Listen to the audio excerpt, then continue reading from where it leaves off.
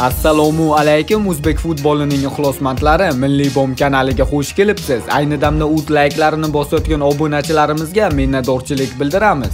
Eng so'nggi futbol yangiliklarini o'tkazib yubormaslik uchun pastdagi obuna bo'lish yoki podpisatsiya tugmasini bosib qo'ying. Siz tayyor bo'lsangiz, biz boshladik. Bugun Superligada 7-tur uchrashuvlari davom ettirildi. Jumladan Navbahor o'z maydonida Bunyodkorni 2-1 hisobida taslim etgan bo'lsa, Qo'qon 1912 safarda Surxonga imkoniyatni boy berdi.